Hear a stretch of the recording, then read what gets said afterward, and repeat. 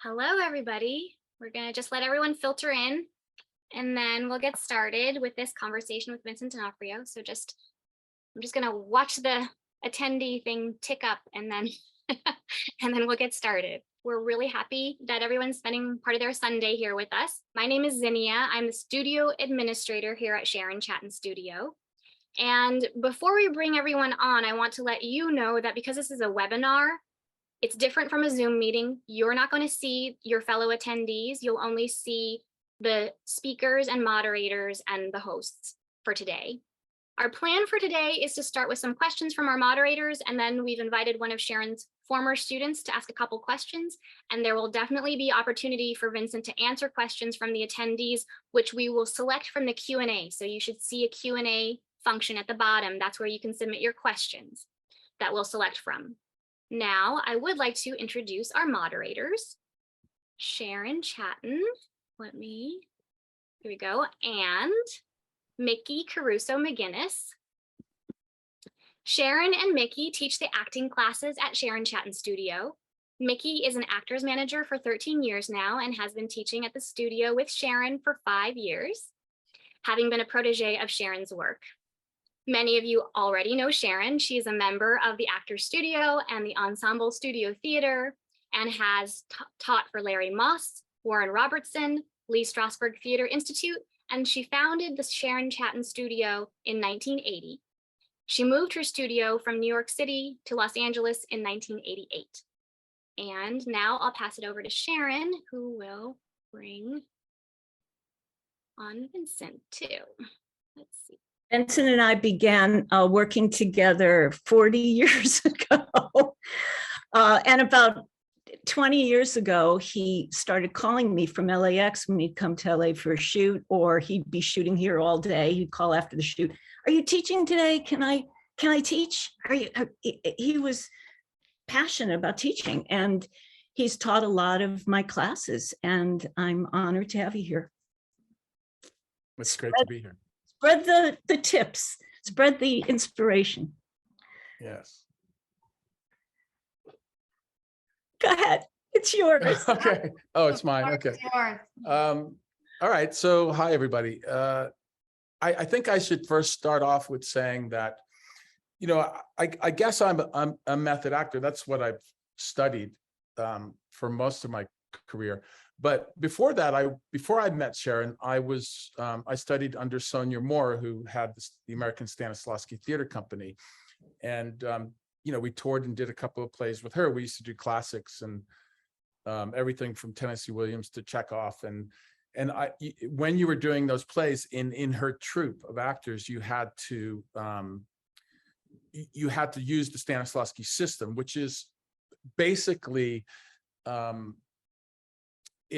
method acting is basically the first 10 years of Stanislavski, and then he let that go and went on to develop the Stanislavski system of acting, which is what I learned with Sonia Moore. And this all has a point, so just give me a minute.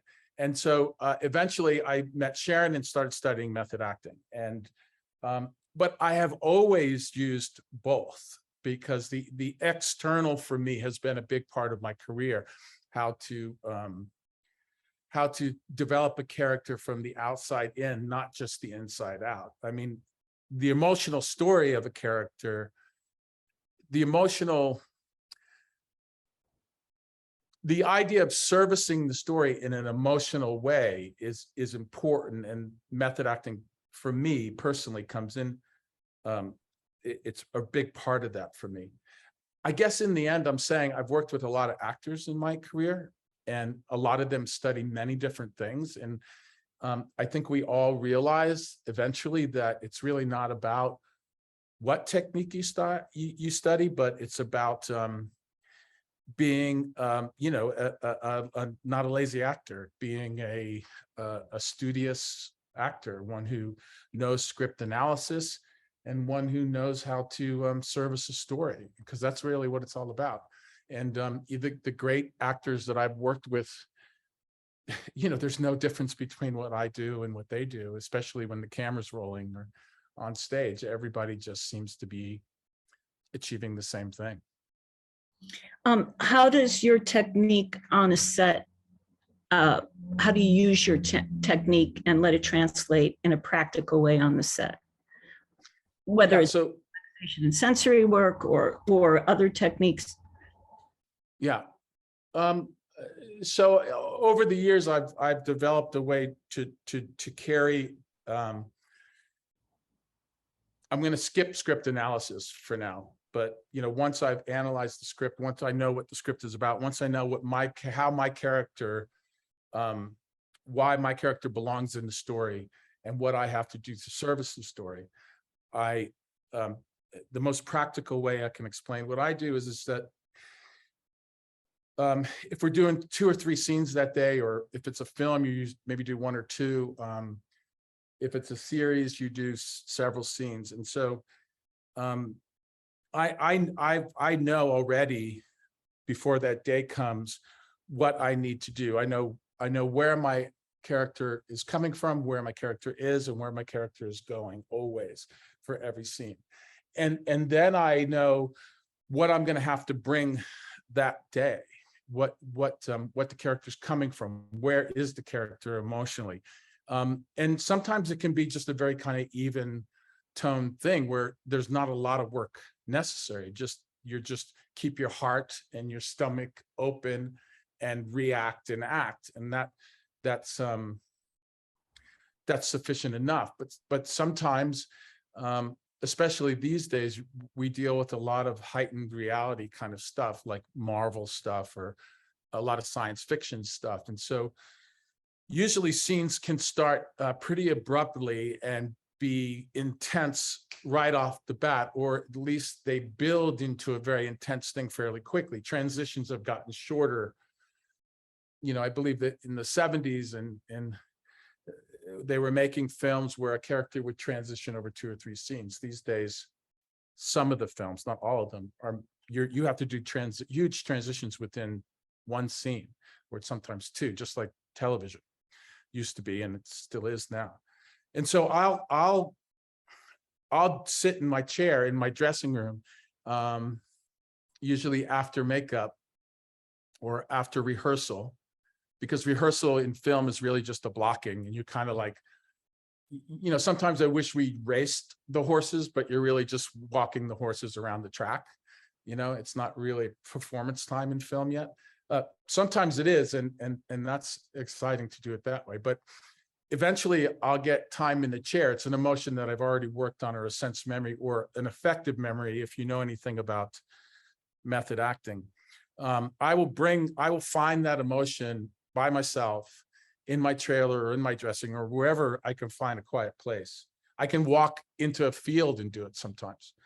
And I will bring it up just so that I know it's there, and I kind of feel it in my hands and feel it in my stomach and in my heart. So it's kind of, if you think of it in terms like your nervous system, it's kind of tingling inside there the whole time. But you can still go on set and hug people that you've worked with before and talk and do all that kind of stuff, but when the scene starts, there's no action. When the director says action to me, it's not a green light. I'm already in. The action's just, I know everybody's on the same page. That's all action needs to be. It's like, everybody knows we're doing it now. Everybody's going to be quiet. Everybody's got a job to do, and hopefully everybody's going to do it great. And that's what action means to me. And so there's no going from not acting to acting. I'm in already. And so I literally have it in me, the emotion in me, or several emotions, or several choices. And we could talk about choices later, what a choice is. But they're all at my fingertips. And I know pretty much I have a good idea of what the scene is going to turn out to be. But you're always hoping for happy accidents. You're always hoping for the other actors to do something in the scene that changes everything. And that's like the most exciting thing that could happen, because if you know how you're supposed to be in the scene, in other words, I'm going to use this term a lot, servicing the story. If I know how I'm supposed to service that scene so that the story is told properly, and I don't ruin the composition of my character within the structure of the story, that I'm doing my job, then anybody can throw anything at me.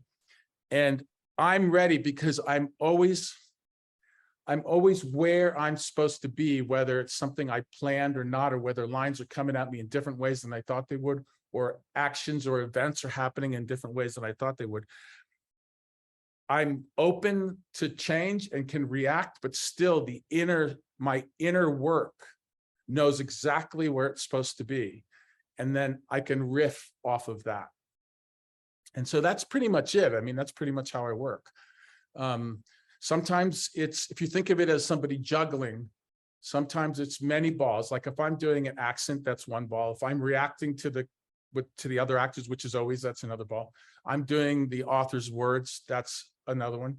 Because that alone is a trip and a half. You know, the better the writer, the more incredible it is to say those words. So there's three balls, and then it could be a choice, a particular event in my life where I bring it up, and I can bring it up and I can let it go. That's a choice. I can bring it in and bring it out. Sometimes I'm juggling 4 or 5 balls when the camera's rolling. Sometimes 1, sometimes, 2. Like it's all about having it there, knowing beforehand where my foundation is. And I have to say that sometimes I will do all the work and none of it is needed. Because we can talk about inspiration. You should ask me, we should go back to inspiration, what inspires me, because sometimes you're inspired by different things in a scene, things that you would have never thought you would be. And all your work goes out the window, and you could ride that inspiration like a wave, like you're surfing it through the scene. And you can service the story perfectly well that way. So, Lee Strasberg always said that the technique is there if you need it. If you don't need it, then, but one night you're going to be on stage and you're not feeling well, or there's something that's distracted you the whole day, or you just feel like a shit actor that day, and you're down on yourself or whatever. That's what technique is for, is to be able to bring it in. Can I ask you, Vincent? I have a massive multi-part question, which is to expand on what is a choice, and also if you can tell us about your process for script analysis, and then tie in how you memorize lines and how you know when you know them well enough, and at what point in your prep do you do line memorization, script analysis? How does that all tie in together? But start with what is a choice, or whatever you'd like. Well, first what I'll do is I'll start with the choice. Exactly, Micki. So the thing that I live by is Strasberg's words. Okay, for this particular question, what is a choice? And he said this, and this is really what drives me and has always driven me, and what Sharon originally taught me when I was a kid. And it's he said, the art is in the choice. The choice is that which conditions art. So that's it, really. You are creating by making choices. So it's really about those choices that you make are making the story work properly. They're important. Now, what is it in a practical way? Okay, so a choice can be that the way you pick up a coffee cup. That can be a choice.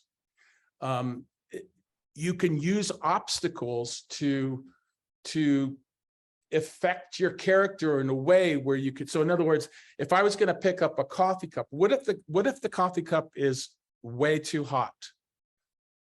So the actor in me thinks, if I made that coffee cup really hot, rather than it just be wonderfully comfortable and right, if I made it really hot, could I use that kind of, without saying but that kind of feeling of, oh my God, this coffee cup is too hot. Is that agitating?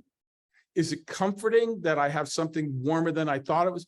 What is it? And how would that then turn the scene in some way, or turn me and eventually turn the scene? So that's a choice. You make that choice, and you shouldn't do a here or there choice. It should be like, it shouldn't be like, maybe I'll pick up the cup. That's you would do that anyway. If the scene had drinks in it, then you should drink, because people get thirsty in real life. But choices are things that are there to help service the story. So that's one aspect. The other thing, a choice is an affective memory is a choice, an emotion that you're going to bring in. You know when you're going to do it. You know when it would probably be best. You make that plan to do it. Sometimes you'll do it then, or maybe other actors in the scene will alter the scene in a way where you do it a little later or before. But that's a choice for me to carry in a particular event. Or I don't really like using the word substitution, because it kind of seems like an impossible thing to do. But a substitution in method acting is when you're talking to somebody in the scene, the other actor, but you're using a substitute on how you feel, a substitute person on how you feel about that person, the actor, the actor playing the role, his character or her character. I'll bring in somebody in my life so that I feel a certain way about that person, and so therefore I react to this character or the actor playing the character in a different way than I would normally. The reason why I don't really like calling it substitute, because it really is about choices, really, again. Like, if I'm going to use my mom, and if I'm speaking to a man or a woman, I can use my mom. I can think about her previous to the scene and get very specific with her eyes. I can get specific with her hair. I can put my nose against her cheek. This is all in my mind's eye kind of a thing, by myself, away from everybody. I can lean into her with my cheek against hers, and I can feel it on me. And if I do it and familiarize myself with that before I start the scene, then when I'm in the scene, when I'm looking at the other actor, I can engage the other actor and still react to the other actor, but I can bring my mother's cheek in. I can put my cheek on my mom's cheek. I can see her eyes. I can see her pupils. I can see her hairdo. I can see the color. So Stanislavski's system of acting taught us how to do inner monologue, which has helped me so much in method acting as well, because I learned to talk to myself while I'm saying the author's words, but I'm speaking an inner monologue as well. I can just be talking to this other person. This is what I mean about juggling many balls. I can be talking to the other actor, hitting the right beats, hitting my marks, doing everything I need to do so that I don't screw the scene up for everybody else. Yet I can say, Mom, I could beg my mom. I could say, Mom, please forgive me. I could say, please forgive me, Mom, while I'm talking to this other person. And even when I say it to you all right now, I immediately start to feel it tingles right through me, starts in my stomach and goes to my heart and comes out my mouth. It dictates the way that I speak and the way that that I'm reacting to what I'm giving the other character. And that comes across as being real thought on film or on stage. And it's an amazing thing to do. That's what choices are. I chose to do that. That's a choice. I could have chose something else, So choices are really very practical things, no matter what you've studied, they're really practical things. Like I finished the part recently where, so the voice of the character, he's a very heightened character.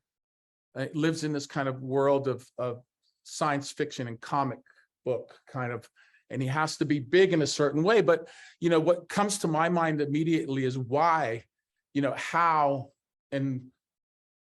does that affect me? And what does it say about the person? Let's forget the fact that it has to be big. what can I say with this person I'm creating so that the audience, so that two things happen. I tell the story correctly in the way, in the right genre, in the way it should be told, and hold the audience with me, take them with me, either emotionally or in a very kind of literal way. And so in this particular case, I had to come up with a voice. And from reading the text and understanding the origin of the character and exactly not in just that episode, but in the full arc. And you can get this information from the author eventually if they've written the scripts. If not, you just have to kind of wing it, you know, and that's a normal thing to wing stuff in our business as an actor. A lot of stuff you have to just wing, and you just have to, you know, pray to the acting gods that it's all going to work out. But winging it and having solid commitments, hoping that your choices are right, hoping that you winging it by making choices and those choices fit the thing. But anyway, I'll go back to what I was saying. So I immediately thought of an event in my life that has something very personal to do. I won't tell you exactly what it was because I like to keep those things a secret because they mean more. If you talk about them too much, they mean less. So I had to come up with a voice, and I basically spoke through this event with this person that happened in a taxi cab. Somebody that was dear, very close to me and still is. And I just made a sound. How I went through the event, which you would just, there is no other term for it in method acting other than effective memory. In my mind's eye, I go through the event.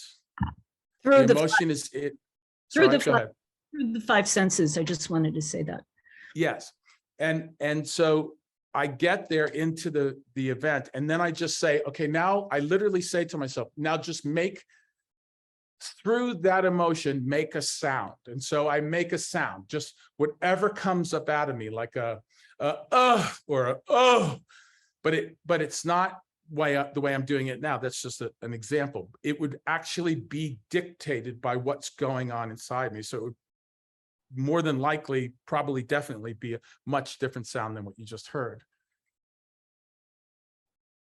And if that doesn't work, I erase it and I go back to the drawing board and I look for something else. But in this case, I nailed it the first effective memory. And I thought, oh, wait a minute. So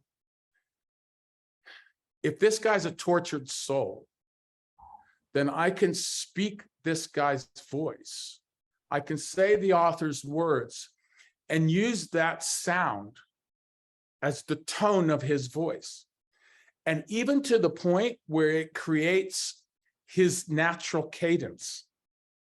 All of that kind of falls into place if you keep the event going. Now, this is the kind of work that has to be practiced, and you know, you cannot be a lazy actor and do this kind of work. And you have to have studied it and understand what the exercises, when Sharon said the five senses, you have to know what those are. You have to study method acting to know that, and not be lazy. And it's not exactly like, I'm not taking the easy way out. Believe me, it's exhausting. And playing that particular part that I'm talking about is exhausting. I mean, it's not, you know, but you know, the funny thing about it is that he can be laughing and he can be having a good time, and still, just like in real life, he still has that event and he carries it through every day. So there was a couple of there was a season of the character where he fell deeply in love with somebody and married her, and there were these kind of joyful scenes. But the foundation for me was always there. It was always that event, because his voice is that. So when he's smiling, when he's laughing, when he's holding somebody dear to him, when he's pressed up against somebody, it all stems from that. That's also a choice, what I'm talking about. And could you talk also about further into the script analysis and the process Micki was talking about? Yeah. So script analysis is everything. I mean, it's just everything. you cannot skip over that. You have to learn how to do it.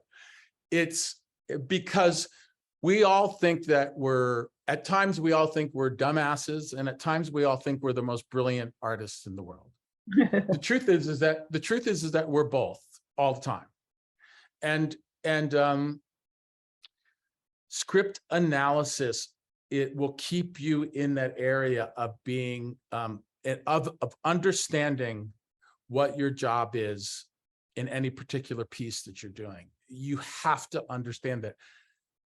So, I mean, it's a class in it, it's several classes, what you're asking me to answer this question, but I'll try to answer it in the most simple form. So one of the main things that comes to my mind when I'm thinking about it right now is to understand the composition, where your character belongs within the structure of the story. So, and I've taught this in classes before. So if you think of a script as a giant canvas, a painting, and then this is the most simple example. And there's from the lower right corner to the upper left corner, there's a river that runs through the painting. Up in this side is some mountains, and this side, there's a patch of daisies. Where are you? Are you the river? Are you the mountains? Or are you the daisies? You have to figure that out. Let's say you're the daisies. Great writers are like great painters and great musicians. They're all telling stories. It's unbelievable. I'm sure that if you're a working actor or even just an aspiring actor, sometimes you read things and it's just hard to believe that somebody actually wrote it. It's so damn good. It's like a song. It's like, how does somebody do this?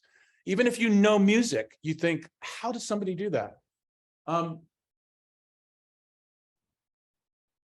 If I'm a supporting actor, I'm a character actor.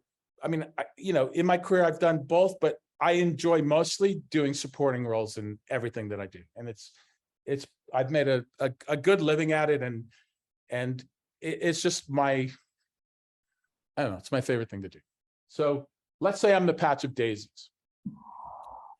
I have to know exactly how bright those daisies are, or how dull they are, or how many there are. I need to do that. And if my daisies are too bright, I ruin the composition of the whole story. If they're too dull, I ruin the composition of the whole story. If they're in the wrong place, if they're halfway in the water, if they're zoomed in on, if I'm trying to make my character bigger than it actually is, I'm ruining the composition of the story. The river runs through it.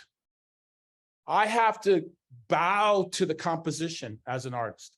I have to say, this is where I belong in the scene. This is what I have to do. Without that, it's just your point of view is all wrong. A good trick is, for number one, and this is easy for everybody to do, no matter what style of actor you are. When you get a script or a play, whatever you're about to do, never read it first or second with your character in mind. Read it as a whole. It's hard to do because we're actors, so we immediately want to start thinking ideas about how we're going to perform it. I don't care if you're the waiter where it just says enter Henry, and you're the Henry, and you walk in and say, sir, somebody's here. Like, I don't care if that's your part. Read the whole play. You need to know the whole play. Your point of view needs to be the overall point of view of the story. If you do that first, and at least twice, then you go back and read the story from your character's point of view, you become so enlightened, much more than you would have ever been if you had only read the story from your character's point of view. You are suddenly seeing every aspect of the story, which you would have never seen if you read the script from your point of view only, your character's point, because that's not the way it's written. It's written as a gigantic piece. These are simple things. Without actually teaching a course in analysis, these are simple things you need to live by as an actor when it comes to storytelling. I hope that's enough because I could go on. You know, that you're right. It's days and days can be how to script. I mean, but script analysis is everything. It's understanding how your character fits within a scene and within an act and within an overall structure. Micki and I have both experienced a lot of frustration because actors are frustrated when, truthfully, they just need to learn their lines way better than they thought they did, because without knowing them at the back of your hand, you're thinking about the next line. So yeah, Micki, I'd love to know how at what point, Vincent, do you know when you're done with line memorization?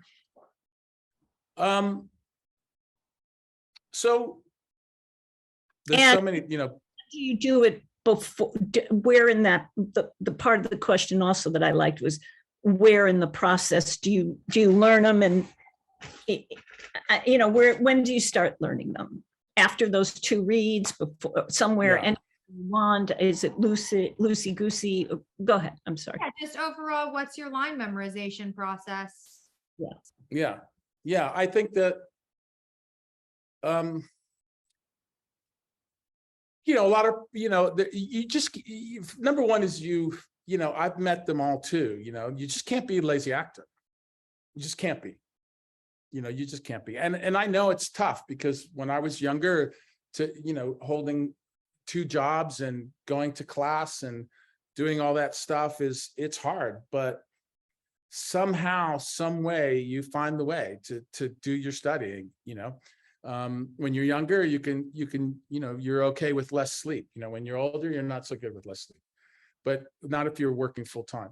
But you have to find a way. So for me, it's, you know, I read this, I keep reading the script, first of all, the overall script, not just my scenes. I keep reading the script, and I keep reading my scenes, you know, because I'm reading the script, and they become very familiar. I don't have a photographic memory and everything like that. I have to put the hours in. But first, when I'm doing script analysis, I'm reading. That's a really good foundation to start with when you know that you've got a bunch of scenes coming up that are full of dialogue, that you're already familiar with the structure of the scene, where you were, where you're coming from, where you are, and where you're going. That helps memorization so much because you're fitting within. It's like when you walk into your own living room that you've set up yourself, you know exactly where you're going to sit. You know, that's a scene is just like that. You have to be very familiar with that scene before you start learning any lines, because it's just going to come, you know, where you have to sit. You know, it's just familiar. Now, there's 2 different ways of doing it. So with a film, you have more time. With a series, you have a lot less time. So this is what everybody's going to hate. But if you're an actor like me out there, and I'm sure there's a lot of you that are working actors that have a lot of scenes on their plate daily, I'm a day and a half ahead. Sometimes you could call it 2 days, but it's not really. So what I'm doing is I'm performing a scene that let me work from the other way. I'm memorizing a scene, and I'll get specific on how I do that. I'm memorizing a scene 2 days or a day and a half before I'm performing. Okay. I'm memorizing that scene. I'm performing another scene while I'm still studying the scene that I'm memorizing. And I'm bringing all my work fully into it. But I haven't stopped studying just to perform the other one. You have to learn to, otherwise you're going to end up on a set without knowing your lines. You just cannot be that actor. It slows the day down. And also, unless it's an improv, or unless you're doing a lot of improv, which is very rare, obviously, improv's improv, and so only some directors like to do that. Some do it a little bit, some do it a lot, but you can't count on that. You need to know your lines, and the only way to do that is to study. You need to be a day ahead at least. if you're doing a big part, if you got the lead or the second lead in a show, you're also reading scripts. So I am learning lines, reading scripts, and performing as I'm doing all of that. And then starting all over as soon as I dump that scene off, as soon as I put it in the can and walk away from it and leave it to the film gods, you know, the acting gods, whatever, I'm off to more studying. It's just, that's how I do it. How I do it is this. For a monologue, it's different, but I'll start with scenes. So we carry this computer around in our hands everywhere. Every one of them has a recording device on it. I use the shittiest recording device you can possibly have on this. All you need is to be able to pause. So I put everybody's lines, I say the character's name and I put the lines. I do everything, including mine, in a monotone voice. I never, ever memorize with a performance. I never change inflections.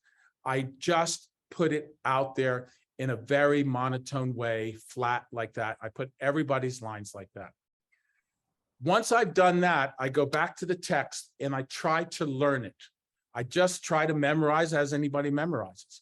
But as soon as I start to feel comfortable with it, I let the page go and I go to the recording. And every time I hear my cue, I push pause, I say the line, and then I play it back.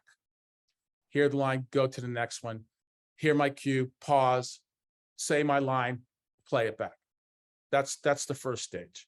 The second stage is record it again without your lines, just a pause.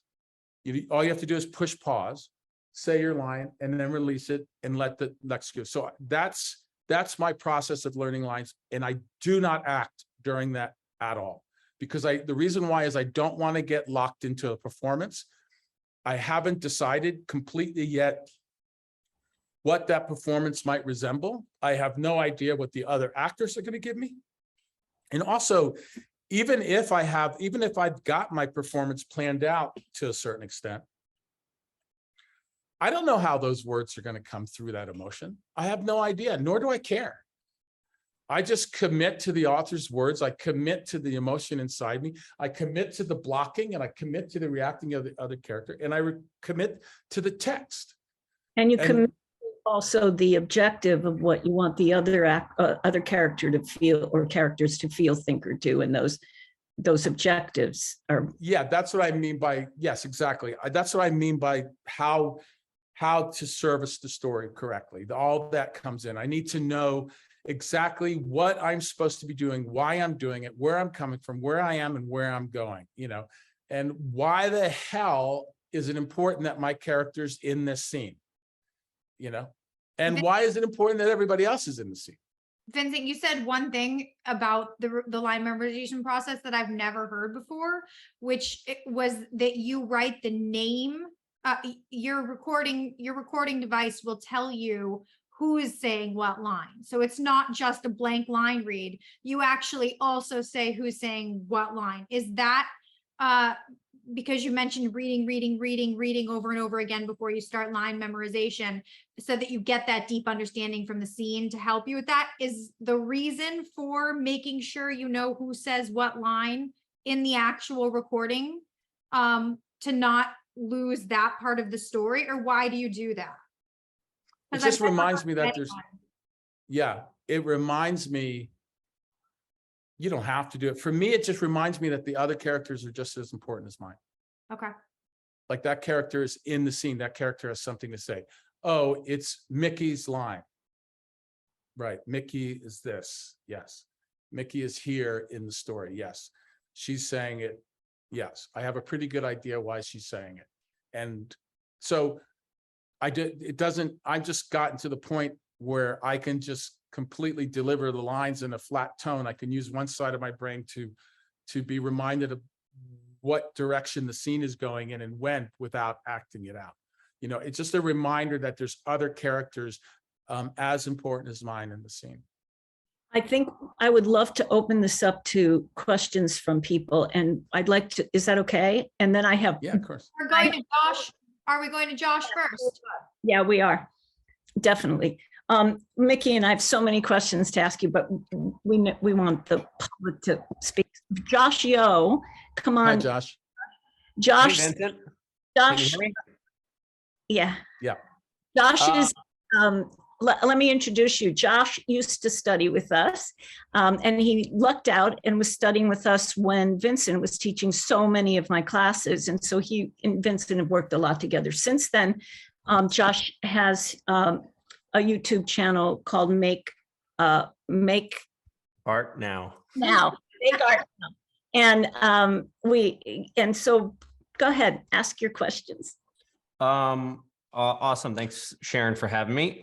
Vincent, I remember in class, you told a story about how you were exploring finding the character's walk from Men in Black. And I just always remember that one because it was like such a good example of physicality, using the method to, in like a genuine way, to alter your normal day-to-day, walk and, physicality.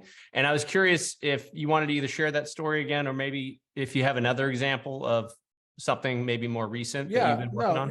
You're right, Josh. It's a good example. So, real fast, I'll just set it up. So, a friend of mine, Stacy Scher, who's a fantastic producer in Hollywood, and she was working for Dan DeVito's company at the same time. She was friends with Barry Sonnenfeld, the director of Get Shorty. He had directed Get Shorty. He was doing this new film, Men in Black.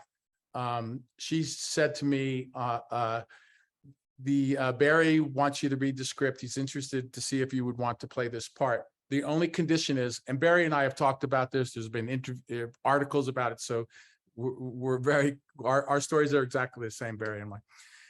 But you're not allowed, but he wants to make sure you're not going to talk to him about acting. And I'm like, oh, I can't talk to the director. Okay. She goes, you can't talk to him about the character. You can't talk about acting. You can't talk about anything like that. He just wants to know if you want to do it. And if you want to do it, it's yours. But you got to promise that. I said, like, I don't know. It's Barry Sonnenfeld. I went to a screening to Get Shorty. I'd seen it. And this is like amazing. And I knew about him anyway, because he was a DP and stuff. And he's a great shot designer. And I'm like, okay, so I get the script and I break it open, and I realize as I'm reading that the character, there's no description of the character. He's just from space and he's taken over this person's body. And so there's story when it comes to that he needs to get in and get out with what he needs. And that's basically the story from that character's point of view. Meanwhile, so my job is to fit for just that bit, because that connects to other facets of the story, which helps my arc helps the overall arc in a certain way. Anyway, I'm reading and I'm like, oh my God, I can't talk to the director about this. How am I going to, like, what am I going to do? And so my friend Steve Marshall and I were living in Laurel Canyon at the time. And we had this great stoner couch. And so I rented a bunch of VHSs on bugs documentaries, and we were watching bugs, and we just watched so many bug documentaries. And eventually, I'll never forget, like, the camera zoomed in on this beetle and it was crossing somebody's porch, and the camera zooms in on it and tracks with the beetle. And I was done. I was just like, went up, shut the TV off. Like, this is not helping. And I went for a walk. I walked down Laurel Canyon. I went over to Sunset. I was walking down and I passed a orthopedic store. And in the store, by chance, I saw this knee brace that basketball players use when they have injuries. Or in this case, it had a picture of a basketball player. And I went in, and there was this little guy who worked in the shop, and I said, hey, can I try one of those on? And he's like, yeah. There was nobody in the shop. He was probably about 70 years old, this guy. He was pretty awesome, actually. And I explained to him what I was doing. He got very excited about it. And he goes, I have two of them. Do you want to try two on? I'm like, awesome, I'll try two on. Yeah, great, thanks. So I put them on, and I realized immediately when I was standing, if I slightly bent my knees, that if I figured out a way to lock them off, that when I tried to walk, it was going to change my posture completely because I couldn't bend my knees. And so he had paint sticks, stirring paint sticks in his back room and some duct tape. And so he helped me lock it off. We put the paint sticks like you would if you had broken your arm or something. And we locked it all off. And then I just tried to walk and it just landed. I'm like, oh shit, like this is going to work. Like this bug is packed in. It's a big giant bug. He's packed into this human body. He can hardly move. This is going to work. I bought them. They were expensive. It was like $300 or something. And I went back to my place. I got the paint sticks from the hardware store. I got all the duct tape. I went back to my place, locked off my ankles the same way, locked off my knees with the braces the same way, and locked off, I think, my right arm or something. And then I just tried to walk around without being able to rotate my feet like this or like this, and my knees, I couldn't bend at all. And I'm like, oh, I immediately thought this is the right choice. Like this is going to work. The frustration thing was, he was very frustrated, the character, and he had to be very anxious about stuff and impatient with people. And so I remembered that, you know, like I don't like helmets very much, and I get very frustrated. I just don't like the closure of a helmet around my head. And so I did a little bit of work in the chair and put a helmet on in my mind, and I started to feel that kind of frustration thing. And I combined, while I was all taped up one night after everybody had gone to bed, I tried to walk around with this kind of frustration, and everything just kind of melded together. So those are choices. You know, what I'm doing is I'm building choices of how this character is going to be. The next thing was the voice. I used a combination of John Huston and George C. Scott's voice, and because I was, at that time I had like 1,000 laser discs or something, and I used to watch like Dr. Strange. It's George C. Scott's voice in Dr. Strangelove, and it's John Huston, who always speaks the same way, but mainly from Chinatown. And I combine those two things, and that's basically it. That was the development of the character. And Barry was a little skeptical because we hadn't rehearsed or anything, and I came on set with that, and he was a little skeptical. But I think that in fact, he cleared the set after the first take and just talked to me about it. And he said, I think the first thing he said to me was, "Are you going to do that the whole time?" And I'm like, "Yeah, this is what I got. This is my thing. This is what I brought." And he's just so cool. He went with it. I mean, for all I know, he could have had in the back of his mind he was going to fire me, but he didn't, and he's awesome because of that. And so that worked. Is that what you wanted to hear, Josh?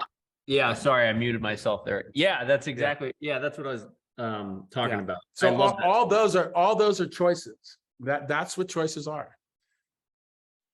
And do you have, as Josh, his second part of the question was, if anything comes to mind with any of the current characters you're playing in terms of you and the director, or you and making up a choice like that, like coming up with something for a unique character, something current that you've been working on that you can share. Maybe you're not ready to share if it's. No, I mean, a lot of the stuff is, so that I did this Kevin Hart film over the summer, and my character was, it was a heist movie, and my character was the part of, we were all on, there's me and these other incredible actors from all over the world were on his team, and it's like a silly kind of action movie, kind of fun thing. And so my character was the guy who does disguises for the to plant so things for the con, so it works. But the difference, but the funny part about my characters is that he's a bit insane, and it's hard to tell whether he actually knows that he's in disguise or not. Like, it's hard, you don't really trust him, because he sometimes shows up when there's no reason to have a disguise and things like that. And so there was one particular character. I didn't want to do any kind of, I wanted them to be obscure characters. So I would combine like a Norwegian accent and a Polish accent. I would double up on accents because I didn't want to appropriate. I didn't want to, I wanted people to figure out like, what is that? Like what it like fit perfectly to try and understand, what is he doing now? Like what? One guy had this red hair and red beard and very kind of splotchy face, very red guy. But I danced the whole time. Every scene I danced in, every scene. It didn't matter what the scene was about. In my body, even when I was standing still, my body was always kind of moving like this. But I had this song going on in my head the whole time. And and you know, with just normal dialogue and stuff. And so those are choices. You have to bring them in and you have to hope for the best, that you're not going to get fired, you know. I want to ask some questions that Zinnia texted me from the audience. The people want to know, how do you use relaxation and sensory work on a set? Or, yeah. I mean, I wouldn't advise you do it on the set. I want to be very literal about it. So you do it. Yeah. Yeah, I know what you mean. I just want to make sure that they understand that. Like, I do it at work, but I don't do it on the set. So you have to figure it out for yourself, like what you're comfortable doing. And that takes a little while, you know. Oh, you know what? I'm going to interject something here. When you used to teach a lot, you and I both talk a lot about taking the chair, and it became sort of a thing how important the chair is. And that ties into, so I just wanted to add that. Yeah. So I mean, we call it chair work, basically. I mean, that's what it is. And so there's always a chair in my dressing room or in my trailer. And I use a straight back chair because a lot of people that are studying method acting, I mean, everybody does it differently. And there's no, I'm just going to tell you the way that I do it. So I like a straight back chair because I like to be able to relax my body completely and stay completely open and completely loose. But I don't like to get all slumpy. And because for me, I know that on a set, I need to be able to get up and walk to the set. And so to go from like this half kind of lazy asleep thing where you're just so relaxed to actually getting up and walking to a set and still having the energy you need for the scene. I stay in a straight back chair. I keep my feet under my knees, flat on the floor, my feet flat on the floor, directly under my knees. I keep my back up straight, but my shoulders are relaxed. My neck is relaxed. Everything is relaxed. And I do my sensory by myself. And the longer, it's many, many, many years now I've been doing it. So I can bring a relaxation forward fairly quickly, there are key things that I use that will just always work.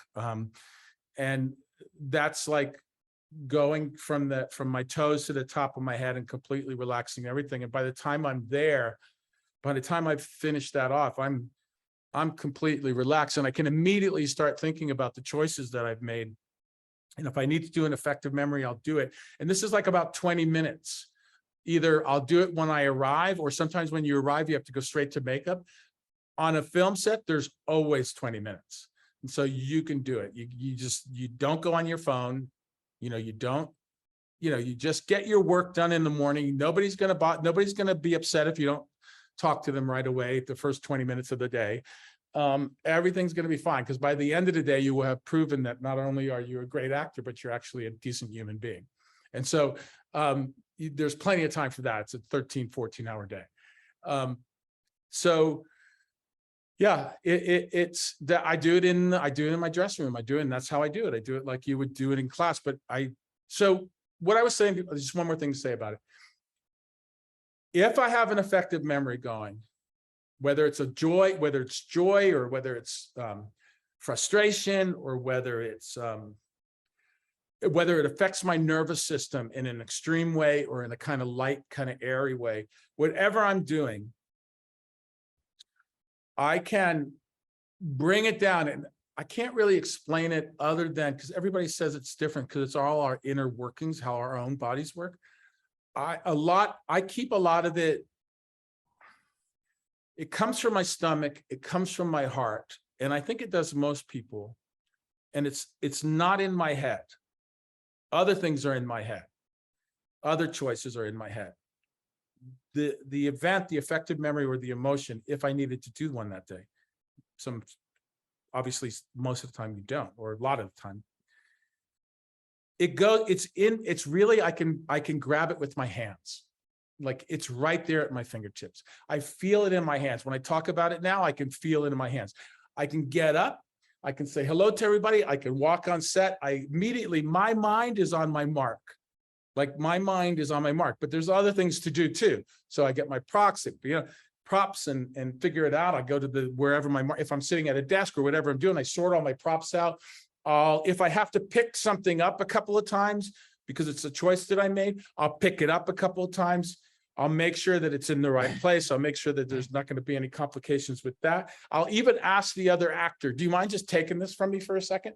Can I just give this to you for a second and then just give it back to me? I do that kind of thing so that I'm familiar with everything. And actors just love that shit, so it's like, it's great. And so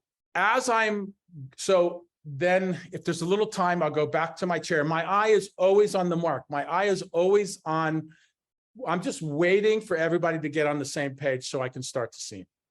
And so I'll sit in my chair. If somebody talks to me, I'll talk to them, whatever. And enjoy myself, by the way, because I have a fucking great job. And when I get up and start to go to my mark, I'll start to move my fingers. I'll start to move my shoulders. I'll start to bring it up just so that I'm reminded that it's there, that the mood is there, that the thing is there, whatever my choice is.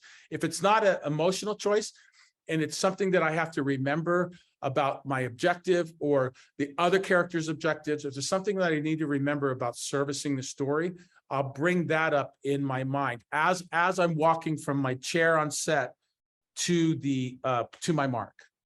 So that by the time the director says action, like I said earlier, I'm already in. It doesn't matter to me. Action is good so everybody knows we're on the same page. But I'm already in. The camera's rolling, I'm in. I'm just, waiting for them to release me, just like a racehorse. And whether it's a calm, quiet scene, or whether it's a boisterous scene, or whether it's a laughing scene or whatever, sometimes with laughing scenes, and you'll find this a lot, I'm sure people have had this experience, that we are laughing way before the director says action, and sometimes we stay in that kind of mood in between takes if it's not a whole new setup.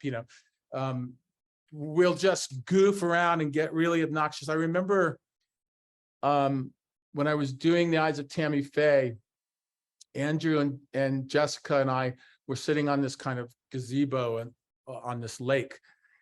And it was such a shitty scene. What was happening in the scene was so shitty. It was like, especially from my character. And their two characters had messed up in the story. And I was just completely taking advantage of it. It was a horrible, horrible scene. And so in between takes, we all would just kind of sit and look at each other.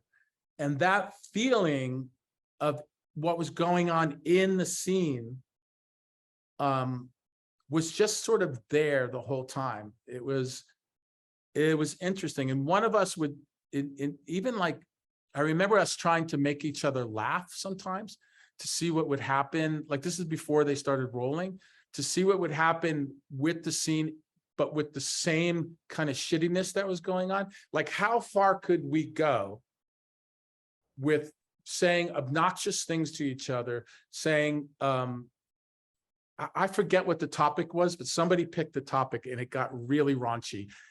But yet we held this kind of shitty thing that was going on in the scene for the whole time, the three of us. And then when the director said action, each take started off a different way because we were adding other things, and we were going as far away from the last take as we could, which brings up a good point. Always start at zero each take. Trust that something's going to happen and it's going to be okay. Like, you do not want to reach for your last performance ever. That's a big mistake. Never reach for an emotion. Never reach for, oh, that was such a good take. It looks like everybody liked it. Let's do that. Start at zero. I promise you that if you're doing your work, something else is going to happen. It will be the equivalent of success, but in a completely different way. Or maybe you'll just fail miserably, which is also, to me, pretty exciting, because then you know what that's like. And that's funny as shit. You know, to me, these days, failing it's like a surprise party. It's awesome. You know, you're not expecting it. And it's like, wow, okay, that was like totally didn't work. Like, you know, it's fantastic. And Anyway. what people are asking about the various directors you've worked with, and any stories you want to share about that. I've worked with some amazing people. I find that the best directors say very little. There are exceptions, and usually you know, when you're with somebody that's born to direct, that's a born filmmaker, how they became that, I have no idea. But some people are just born to do what they do. And it doesn't matter how they direct. They're all just brilliant at it. And some like to talk to you a lot, and some don't. And some say very little. Some don't want to talk about character. Stanley Kubrick was, Barry was very similar to Stanley Kubrick. Kubrick didn't speak about the scene, didn't speak about your character, didn't want to know what you were going to do. Just do it. You know, what are you going to do? He used to come out on set. We used to know what scenes we were going to do. And if they switched, which happened often, you had to be really ready. Some directors, you have to be ready to do every scene, because you immediately find out early on in the shoot that they're going to change the day sometimes completely, because the cloud is in the wrong place, or the weather is wrong, or they're not happy with the set. And then you're doing a completely different set of scenes that were supposed to be another day. You learn fairly quickly that you should be pretty ready in a film. You know, that never happens in TV, but in film, the greater director you're working for, the more prepared you need to be to just do every scene in the movie. Like, if you need to. Like, my daughter's working on a Alfonso Cuarón series right now, and you know, she goes in completely prepared. She has, you know, she thinks she has a pretty good idea what they're going to do, but he's one of those auteurs. You know, he's like, you just, in the end, you know, you just don't know until the day starts. And so she's completely ready for it all, you know, already. So you need to, with amazing directors, you need to do that. But sometimes you work for amazing shooters, like Antoine Fuqua. I really like him a lot. He's like one of those guys that you can throw anything at him and he can shoot it. He's just amazing, and he works fast, and he also doesn't get involved in your character. He likes to see what's going to go on set, and then just design the heck out of it and shoot it. You know, and I remember. I had worked with him once before briefly, and so we always got along well. And he's also, we have friends in common too, so we always got along well. And on Magnificent Seven, I'll never forget that my first scene, I had planned on doing. I was this big burly mountain man, and I instead of talking with a deep voice, I wanted to go up in a register up here like that for the character. And I just thought it just kind of broke my heart when I did it. So and he was a religious guy. I also wrote some of the dialogue in that. He was into that too. He's into us. Ethan Hawke and I, we would go to our trailers and we would write scenes we wrote our death scenes, and we wrote our monologues. We each had about 2-paragraph monologue, each of the 7 at some point in the movie. And we actually were allowed to write those and bring them in and get them approved by Antoine. And so that first day of shooting, they came around to there was a big wide shot where nobody could really hear anything. It was all the 7, and then like 14 bad guys on the other side. We were all lined up. They had flew in sand, and it was in Baton Rouge, but there was sand, and they built a whole western town, and we're right at the crossroads of the town, and all of us 7 are there with Denzel, and then there's the bad guys on the other side, and there's this big scene where you meet all of our characters basically. And they came around to I was the first one to get coverage. And so they go in and they start, it's a medium shot. It's like what they call a cowboy, which means it's like from the gun's holster up shot. And I said the line in the high voice, and I could hear the producers all running towards Antoine's tent. He was in this tent, and I'm like, oh shit. And I look at Ethan, and my buddy Chris was there too. And I'm like, and they're like, Chris didn't know I was going to do it, but Ethan did. And everybody's like, oh gosh, whatever. And cut, and there's this long pause, and we can hear that there's definitely going on. And I'm just standing there like, okay, I've been through it before, and Antoine comes out of the tent, and he walks over to me, and he comes right up to my face because he didn't want anybody to hear what we were talking about, which I appreciated. And he comes right up to me, and he goes, he said the same thing Barry said. He goes, is that what we're going to do the whole movie? And I'm like, yeah. And he goes, and this is going to work? It's going to work? And I'm like, yeah, it's going to work. He goes, really? And I'm like, yeah, it's awesome. Trust me. He goes, okay, man, I got you back. And he went back to the tent. Took a little while because they had another conversation in there, I'm sure. And then, went on shooting that day. Love that. I love that. Someone wants to know, you have been in the field a long time. What was it like for you when you started out? I was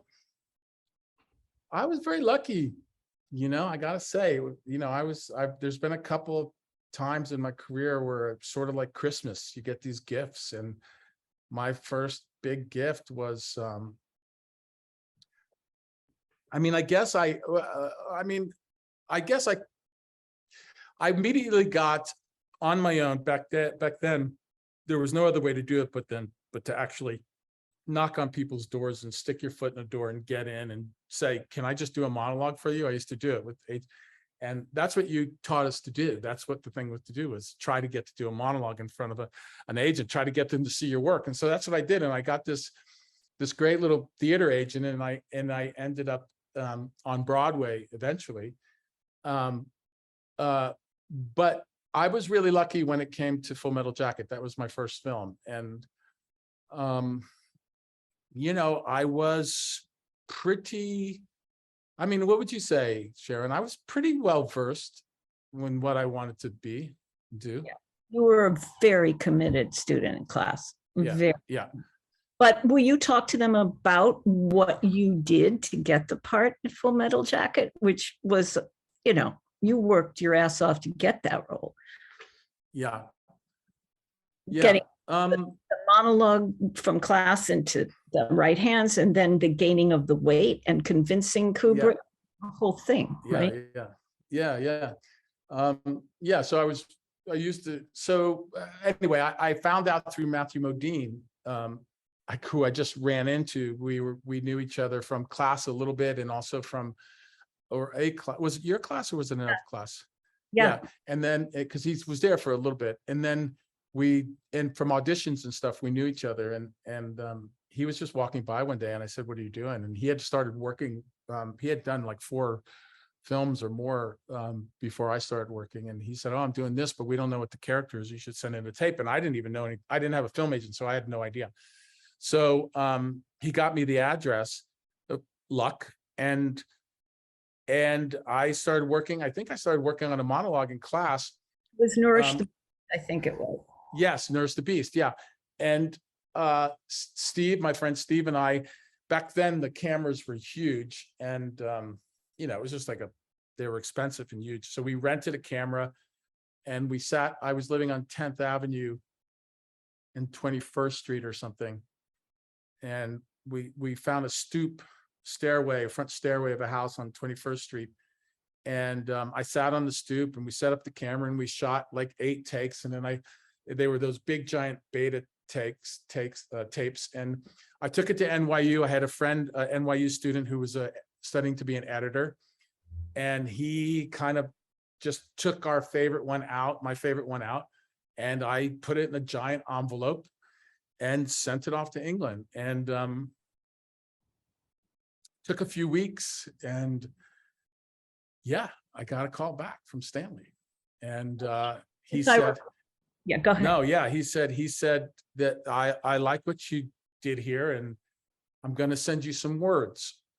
And I said, okay, what do I do? He said, well, you just put them down, put them down on tape like you did the monologue. I'm like, okay.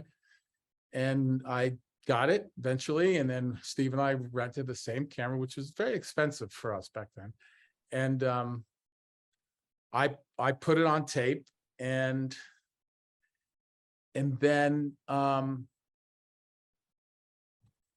put it on tape. And we went into the backyard this time of this.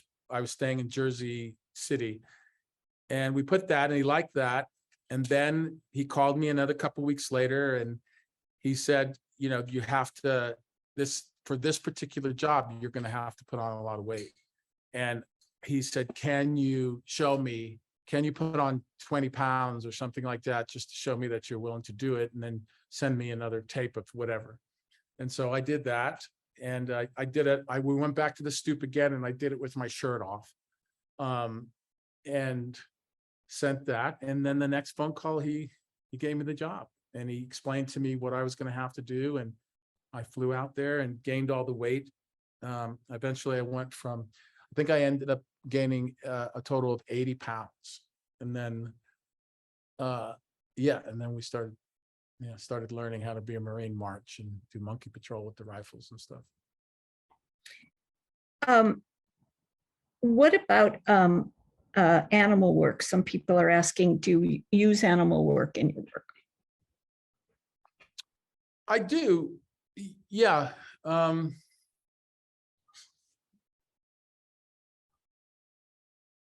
Yeah.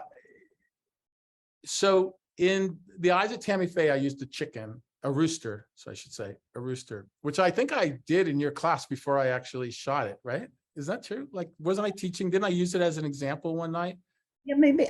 I think you walked around with the chicken and you clucked and stuff around. Exactly. And so there was a couple of scenes. Only one of them ended up where I'm walking across the pool area, and I'm actually using a rooster, like just using this kind of bravado of a rooster to cross from the entrance of the gate of the backyard across the pool into Jessica and Andrew's characters. Yeah, so I do use it, and it's also a choice. Speaking of choices, it's a choice.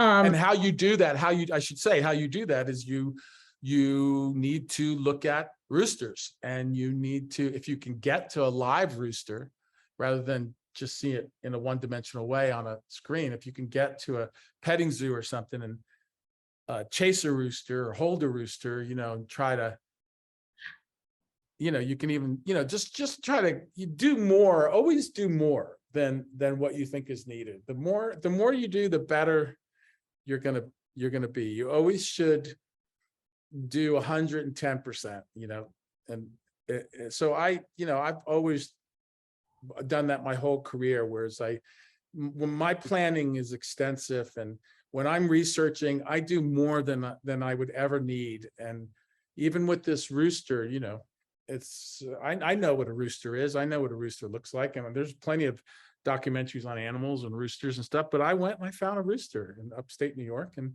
I checked the rooster out, you know, and I talked to the rooster and held the rooster and watched the rooster and sat there on the ground level with the rooster and watched him walk around. And you know, and even if I just took the tiniest bit of thing, the posture and the foot placement and this kind of like bravado kind of thing, even if it's on screen for like 2 seconds, it works. It just works. You're telling the right story. That's exactly what that guy did, you know. That's Jerry Falwell. He was a nasty ass rooster. Yeah. I have, as you know, you and I've talked about it a lot, that the misconception of method acting, that people say the two schools are you either use your imagination or your life experience, where Strasberg even said acting is reacting to imaginary stimuli. And scientifically, neurologically, we all have our life experience and our imagination every breath, including sleep. So people that say that method acting is only the emotion and you don't use your imagination, that's physically an impossibility, neurologically. So, you know, I love that you talked about that earlier today, about the importance of script analysis. All of that is part of method acting. You are a method. It totally is, yeah. Problem is people don't understand what method is, and that it is a method. I love that you talked about trying to dispel that myth that it's just about many things. Yeah, no, it's important to say. I think it's really important to say. Many things come to my mind, and I'll try to hit a few of them. So there's this thing about Daniel Day-Lewis.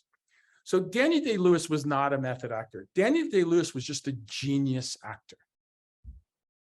Like, you would be the luckiest person in the world if you rolled out of bed one morning and just were Daniel Day-Lewis. Because, I mean, you know, you can watch his performances from when he started, and I'm still awestruck by them. But he's not the only one, obviously. I'm also awestruck by Peter O'Toole and Alec Guinness, and you know, just the list goes on and on and on. And so he wasn't a method actor. That's not method acting. And there's a lot of copycats of him, and their performances are they live the character, but you know, living the character is one thing, but you're forgetting everything else, you know, and you can't, you know, I don't know. It's a touchy subject, but I think there's a lot of copycats, and I think that they're not very good actors. But no, go. So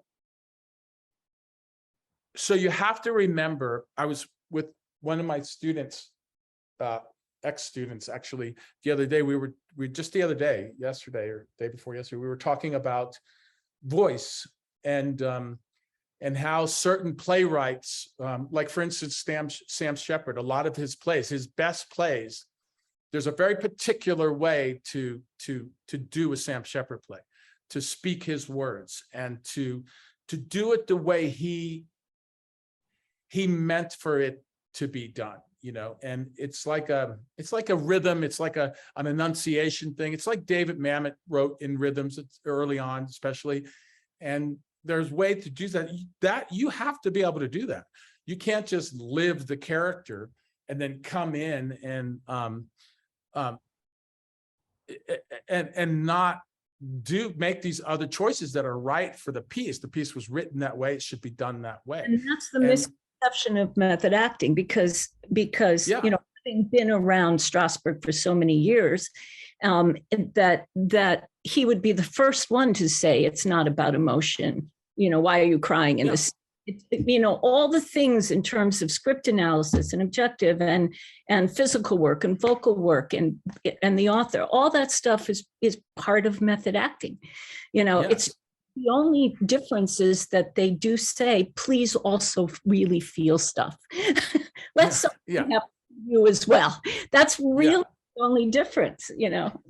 But yeah, and you know, like when you plan things, it doesn't even have to be because of the way it's written. There's like I've done parts where certain words I'll over enunciate and or I'll drag them out just to make a point or to make the audience sit up and understand what's happening in the scene a little bit better. You know, like I will plan those things. Those are planned things. Those are not what someone might call organic. It's a planned choice that I made to stretch out a word or to hiss or to, I just did it the other day in a scene. You know, there's the other characters talking about my daughter. And I don't like it, you know, in the scene, Lucy Fry plays my daughter in The Godfather of Harlem.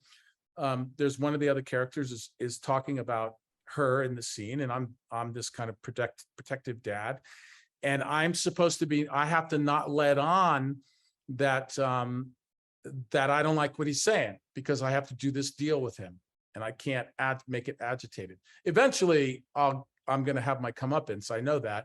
But I need to behave in this scene a particular way. So I'm playing it very sincerely as if I'm listening to him, and it's okay. He can talk about my daughter. He can do anything. But the last thing he says is, and she's not, you know, and she's not bad looking either, he says to me. And I just look at him and with a smile on my face and no kind of like crazy thoughts going on, I just hissed a little bit after I spoke. I just went, that's right. And I let the shh last a little too long before I turned away. And that's enough, like stuff like that. And, you know, so that's a planned thing. Did I know it was going to work? No. If I didn't feel like it was work, or the director had come over to me and said, don't do the hissing thing, I wouldn't have done it.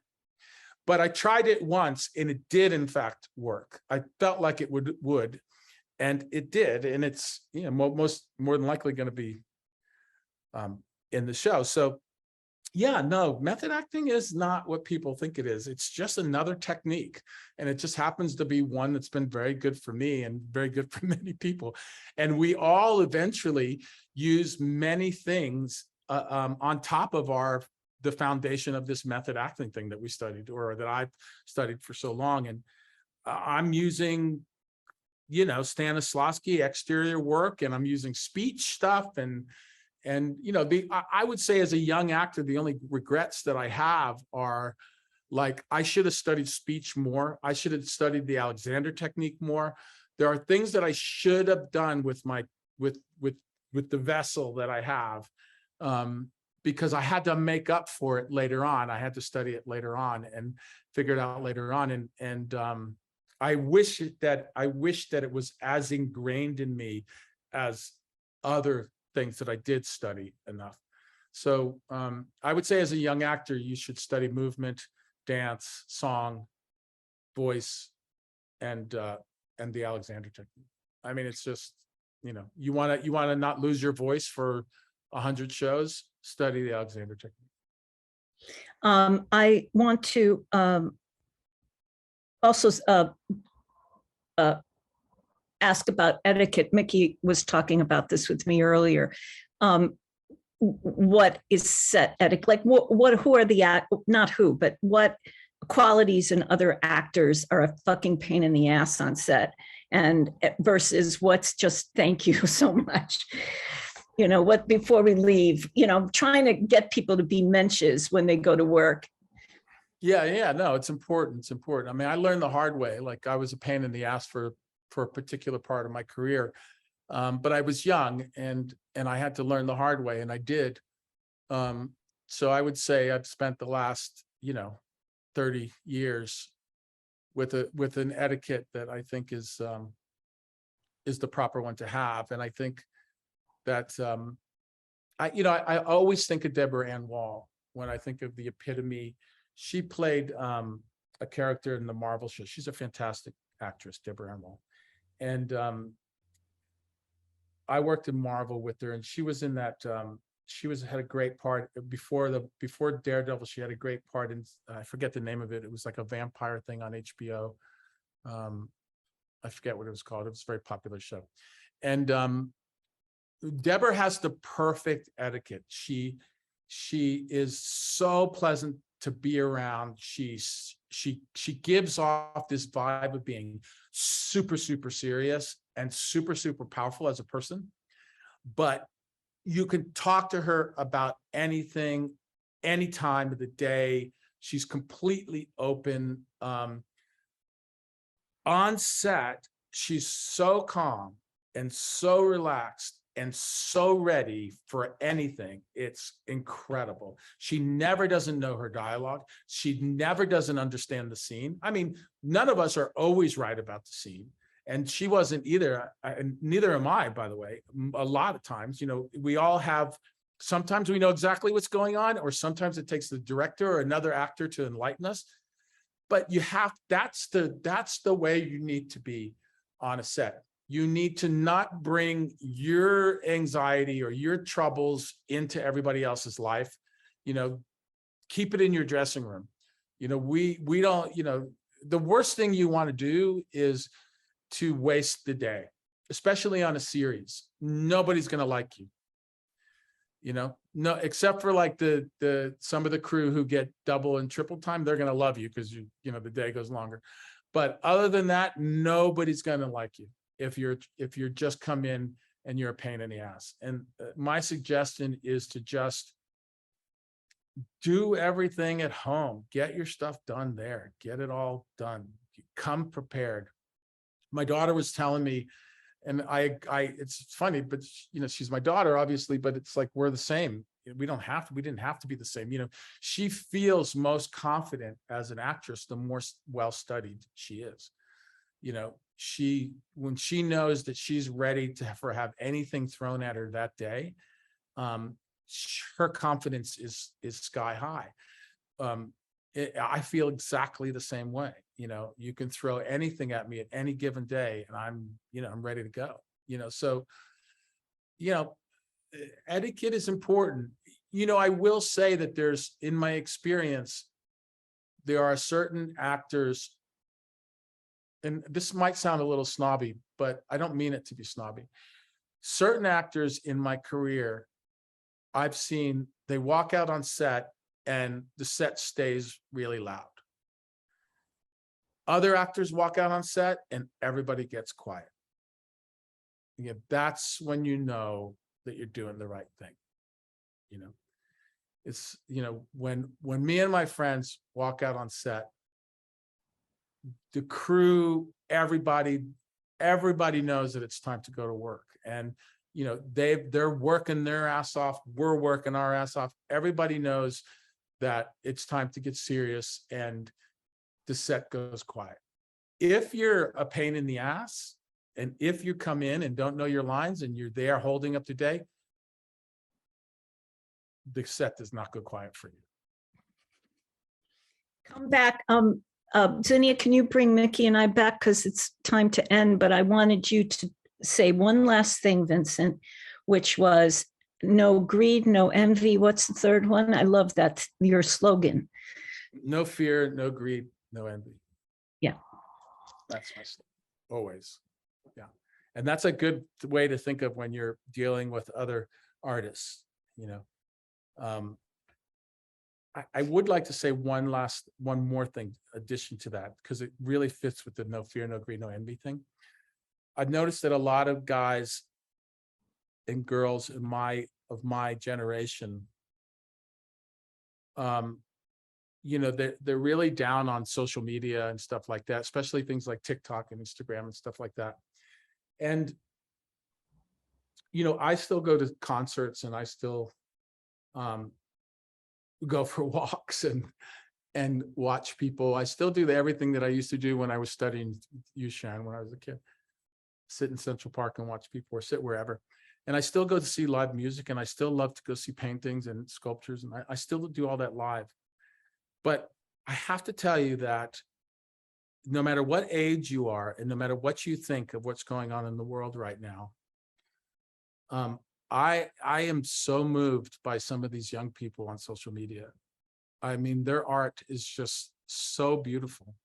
I can't tell you how many times I've had tears rolling down my face watching a young man sing, a young woman sing, a young person doing a monologue where I'm watching, and instead of thinking, instead of trying to reorchestrate, for lack of a better term, what they're doing, I just remember me at their age, and it's so touching that I could, if I'm reminded of where I was when they're doing it, I know that they're on the right track, because I didn't know what I was doing, and somehow in hindsight I was on the right track. And so it's just, you know, there's so many inspirations. Let me talk about inspiration really quick. Okay. Inspiration comes in so many ways. All right. Like, that's the thing about technique, is that technique itself can be inspirational. You can be inspired by just having a technique. I am. In other words, if the day is coming up and you go out on set, and sometimes just the actors that you're working with are inspiring. Sometimes the text is written so well, it's inspiring. Sometimes the director, the man or the woman that's directing the movie, is so exactly what they need to be to direct that particular film. It's inspiring. You can grab inspiration from anywhere, but even technique, the idea that we have a technique, that I have a technique to fall back on, inspires me. It really does. It inspires me to do good work, you know. And you can find inspiration anywhere. You can find it on TikTok. You can find it on Instagram. You can find it when you're walking down the street and you go to the grocery store and you're listening to the guy behind the cash register and the woman who can't understand why the bread is too expensive, or in her mind. And just everything is an inspiration, you know. And if you have children, then, you know, you're inspired by them every day. I've talked about this before in a class where my 14-year-old Luca is an inspiration to me. I never thought in my life that I was going to meet somebody that's colorblind. I never thought that I was going to meet somebody that's gender blind. I just didn't think it was possible. I just had no idea. My son is the first colorblind person that I've ever met in my life. He doesn't see people as different races. He doesn't see people as different genders. He just doesn't. He brings everybody into his life, or not into his life, but they're a person. And that is so inspiring. So no matter how old you are or young you are, or no matter what kind of music you're into, or what kind of religion you're from, no matter what color your skin is, no matter if you had good parents, bad parents, no matter if you're working too many jobs and you can hardly keep your eyes open, no matter what's going on in your life, you're not alone.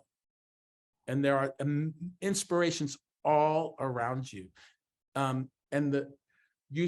You should kiss the ground that you have committed to being an artist. You should celebrate that, because it's an incredible job. Oh boy, on that was so wonderful. Thank you. Yeah. You couldn't have ended it more perfectly. Thank you. Good. I love you, Vince. I love you too. Bye, everybody. Bye, Zinnia. Bye, Micki. Bye, everyone.